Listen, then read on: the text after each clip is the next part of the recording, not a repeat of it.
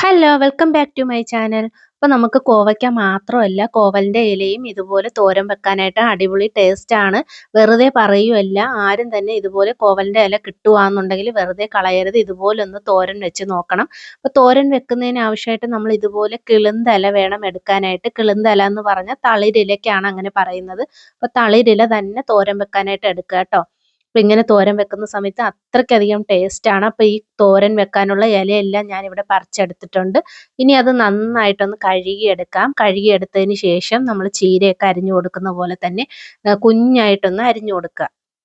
അപ്പോൾ ഇത് വാടി വരുമ്പോൾ ഇത് കുറച്ചേ കാണത്തുള്ളൂ തോരൻ. ഇല പെട്ടെന്ന് ഇത് വാടി വരുന്നതായിരിക്കും. അപ്പോൾ അതനുസരിച്ചിട്ട് നിങ്ങൾക്ക് തോരൻ എത്രയാണോ വെക്കേണ്ടതെന്ന് വെച്ച് കഴിഞ്ഞാൽ അതനുസരിച്ചിട്ട് ഇല കുറച്ച് കൂടുതലായിട്ട് എടുക്കാനായിട്ട് ശ്രദ്ധിക്കുക. അപ്പോൾ ഇതുപോലെ ഇലയെല്ലാം കുഞ്ഞായിട്ട് ഇവിടെ അരിഞ്ഞെടുത്തിട്ടുണ്ട്.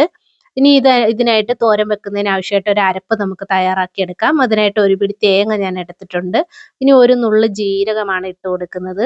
അതുപോലെ തന്നെ ഒരു നുള്ള് മഞ്ഞൾപ്പൊടി ഇട്ട് കൊടുക്കുന്നുണ്ട്. 1/4 ടീസ്പൂൺ മുളക് പൊടിയാണ് ഇട്ട് കൊടുക്കുന്നത്.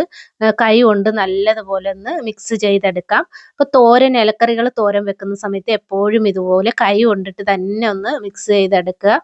അപ്പോൾ അരപ്പൊക്കെ നന്നായിട്ട് ഇവിടെ തയ്യാറായി കിട്ടിയിട്ടുണ്ട്. ഇനി ഒരു മൺചട്ടിയാണ് ഞാനിവിടെ വെച്ച് കൊടുത്തിരിക്കുന്നത്. മൺചട്ടിയിൽ എണ്ണ ഒഴിച്ച് കൊടുത്തിട്ടുണ്ട്. എണ്ണ ഒന്ന് ചൂടായി വരുന്ന സമയം കൊണ്ട് കടുക് പൊട്ടിക്കാം. ഇനി ചതച്ച് വെച്ചിരിക്കുന്ന കൊച്ചുള്ളിയും വെളുത്തുള്ളിയാണ് ചേർത്ത് കൊടുത്തിരിക്കുന്നത്. അപ്പോൾ ഒരു 4 കൊച്ചുള്ളിയും 3 തുണ്ട് വെളുത്തുള്ളിയും കൂടി ഇട്ട് കൊടുത്തിട്ടുണ്ട്. നന്നായിട്ടൊന്ന് ഇടിയിൽ വെച്ചിട്ട് ചതച്ചിട്ട് ചേർത്ത് കൊടുക്കുന്നുണ്ട്. നല്ലതുപോലെ എണ്ണയിലൊന്ന് മൂപ്പിച്ചെടുക്കാം. ഇനി ഒരു പച്ചമുളക് കീറിയിട്ട് ഇട്ട് കൊടുക്കുന്നുണ്ട്.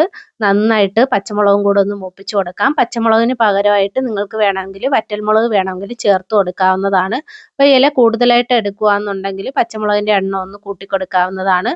ഇത് നേരത്തെ അരിഞ്ഞു വെച്ചിരുന്ന കോവലിൻ്റെ ഇല ഞാൻ ഇതിനകത്തോട്ട് ചേർത്ത് കൊടുക്കുകയാണ്. എണ്ണയിലൊന്ന് നല്ലതുപോലെ ഒന്ന് മൂപ്പിച്ചെടുക്കാം. അപ്പോൾ ഈ ഇല നിങ്ങൾക്ക് ഇങ്ങനെ മൂപ്പിക്കുമ്പോൾ തന്നെ അറിയാൻ പറ്റും, പെട്ടെന്ന് തന്നെ വാടി ചുരുങ്ങി പോകുന്നതായിരിക്കും. അപ്പോൾ നമുക്ക് കുറച്ചേ ഉണ്ടാവത്തുള്ളൂ തോരൻ. അപ്പോൾ ഇത്രയൊന്നും നമുക്ക് കിട്ടത്തില്ല.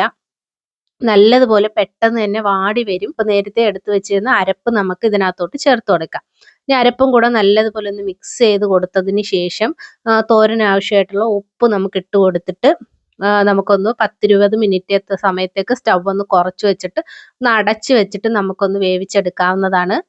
ഇത് കോവലിൻ്റെ ഇലയ്ക്ക് കുറച്ചൊന്ന് വേവുള്ളതാണ്. അതുകൊണ്ട് തന്നെ സ്റ്റവ് ഒന്ന് കുറച്ച് വെച്ചിട്ട് ഒരു 10 മിനിറ്റ് സമയത്തേക്കെങ്കിലും വെന്ത് വരുന്നതിനായിട്ടൊന്ന് വെയിറ്റ് ചെയ്യാം. മൺചട്ടിയിൽ ചൂട് തട്ടിയിട്ട് പെട്ടെന്ന് തന്നെ വെന്ത് വരുന്നതായിരിക്കും.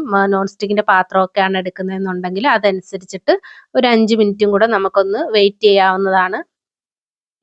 ഇനി തോരൻ ഇവിടെ നന്നായിട്ട് വെന്ത് വന്നിട്ടുണ്ട്, തയ്യാറായി കിട്ടിയിട്ടുണ്ട്. നല്ല അടിപൊളി ടേസ്റ്റാണ്. ഒരു വട്ടമെങ്കിലും നിങ്ങൾ കൂട്ടാത്തവരാണെന്നുണ്ടെങ്കിൽ ഇതുപോലെ ഒന്ന് കൂട്ടി നോക്കേണ്ടതാണ്. അപ്പോൾ ഈ വീഡിയോ ഇഷ്ടപ്പെടുവാണെങ്കിൽ ലൈക്ക് ചെയ്ത് സബ്സ്ക്രൈബ് ചെയ്ത് ചാനലൊന്ന് സപ്പോർട്ട് ചെയ്യാനായിട്ട് ആരും മറന്നു പോകരുത്. മറ്റുള്ള ഇലക്കറികൾ കൂട്ടുന്നത് പോലെ തന്നെയാണ്. അപ്പോൾ അതിനകത്തുള്ള എല്ലാ വൈറ്റമിൻസും ഈ ഒരു തോരനിലും ഉണ്ടാവുന്നതായിരിക്കും. കുഞ്ഞുങ്ങൾക്കൊക്കെ നന്നായിട്ട് ഇഷ്ടപ്പെടും. അപ്പോൾ എല്ലാവരും ഒന്ന് ട്രൈ ചെയ്ത് നോക്കണം. വീഡിയോ ഇഷ്ടപ്പെടുവാണെങ്കിൽ ലൈക്ക് ചെയ്യണേ. അപ്പം അത്രയേ ഉള്ളൂ. ടാറ്റാ.